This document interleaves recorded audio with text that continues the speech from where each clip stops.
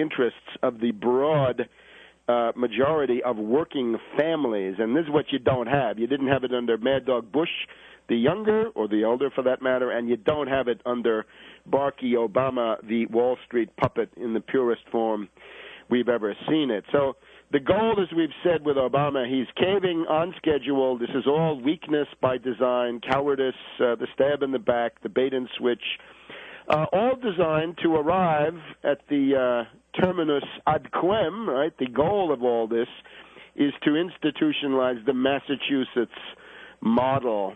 Massachusetts model in this case meaning an individual mandate that everybody has to pay for private health insurance with the same lousy conditioning that we've got under the existing system. In other words, that they deny about 1/4 of all requests for funding. So it's a massive bailout of insurance companies that have been bankrupted by their own derivatives speculation, and this simply confirms again that Obama's primordial task is to bail out 1.5 quadrillion of derivatives, really worldwide, because, of course, he's given $40 to $50 billion to people like Barclays Bank, Deutsche Bank, Societe Generale, Union Bank of Switzerland, a couple of Dutch banks in there, too, and for God knows how many other European and foreign banks have gotten in through the AIG bailout, where, of course, Goldman Sachs, that vampire squid attached to the face of humanity, also cashes in. So that's where we're headed. This is, of course, the policy embraced by Rahm Emanuel, the infamous Rambozo. This, of course, is the father of all of those blue dogs, right, those lapdog Democrats. Lapdogs of Wall Street is what they are. Rambozo, you remember in 2006 when the Democratic congressional prospects were very good, insisted on having only warmonger candidates, only warmonger Democrats, meaning blue dogs. People like the ill-fated Tammy Duckworth, currently ensconced somewhere in the Obama administration, I think in the veterans at the VA. She got millions from Rambozo so she could lose, and viable candidates like Colonel Bob Bowman in Florida, who really had a chance to win, got nothing. So the fact that we even have these blue dogs is a tribute to a heritage of betrayal by Rambozo. He went fishing. He went fishing in the West last week. Maybe he was catching new fish that he could send as threats to his friend, right? So that somebody's going to sleep with the fishes, according to Rambozo. There's also, on top of the healthcare betrayal, as I point out in that call that you can see at actindependent.org, the call for left anti-war opposition, of course, focuses on Afghanistan. And we're now in a situation where it's clear the Obama regime is preparing to escalate. Couldn't be clearer. Just this morning, yesterday, we have Robert Gates, the former office boy of Zbigniew Brzezinski in the Carter National Security Council 30 years ago.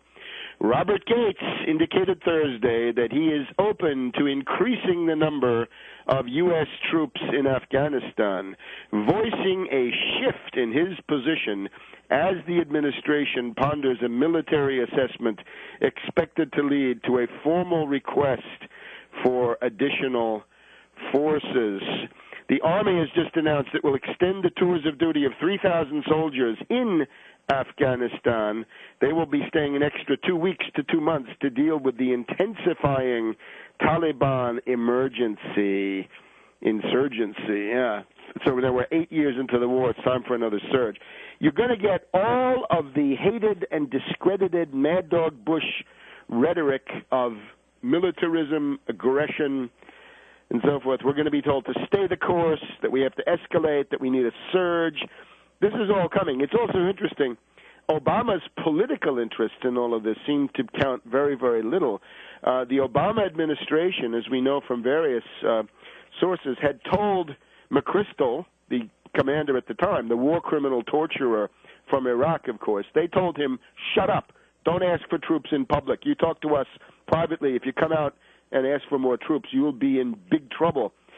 So now Gates, who is, of course, a holdover from the Republican regime, but above all a Brzezinskiite from the first time around 30 years ago. Gates doesn't care what happens politically to Obama. That's not his concern. I believe, and I'll try to illustrate this in a later segment, what is happening now is playing the card of absolute chaos and confusion. That is to say that Afghanistan, of course, is hopeless. They know this.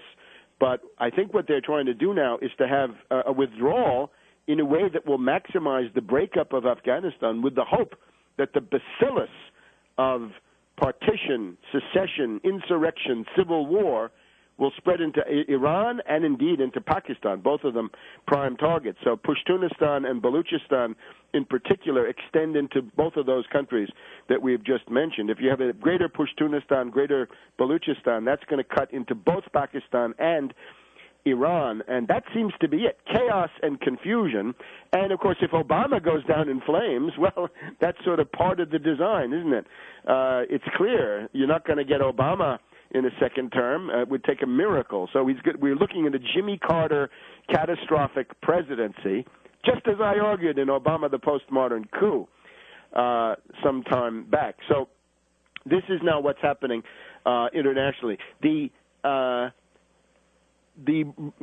array of voices now against Obama, of course, we have to thank Cindy Sheehan once again for going to Martha's Vineyard and serving not so much as a cause, but as a crystallizing point that energized, summed up, and mobilized a tremendous amount of anti-war sentiment after 8 months of systematic, cynical betrayals by the bankrupt, morally inadequate, foundation-funded peace movement, and you know who they are, Code Pink, Peace and Justice, Peace Action, all the rest of them. The ones who escaped this, to put them on the honor roll, Iraqi Veterans Against the War, honorable record, and indeed Veterans for Peace, endorsed Cindy Sheehan a little bit late in the day, but they did it. So they saved themselves from this foundation-funded opprobrium.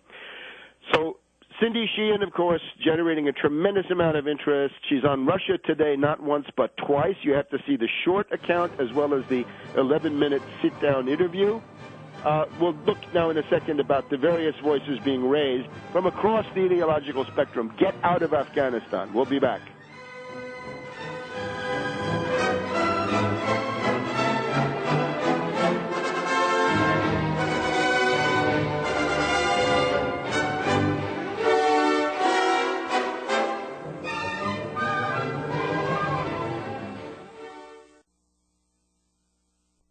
America's #1 source for independent talk radio for over a decade. We are the GCN Radio Network.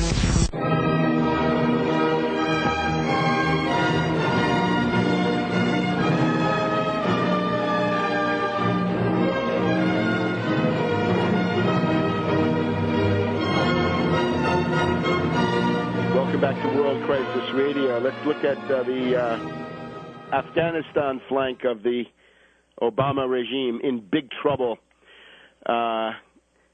Senator Russ Feingold of Wisconsin, maverick Democrat, someone with some streak of moral independence, not simply a party line voter like so many of these Democrats, has demanded a timetable for the U.S. to get out of Afghanistan. Senator Feingold, for the first time, raising a objection inside the Congress, inside the Senate, to the Obama warmonger policy.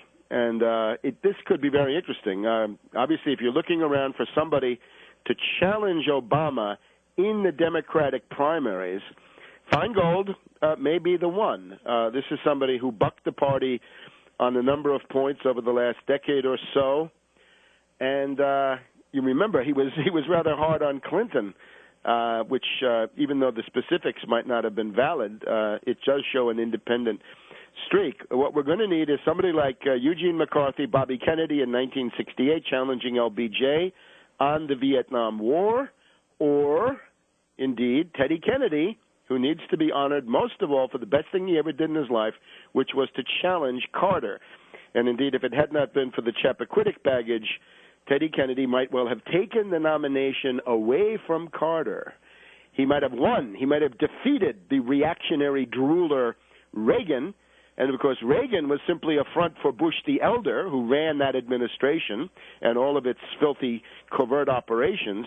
So no Reagan, no Bush the Elder, no Bush the Elder, no Bush the Younger.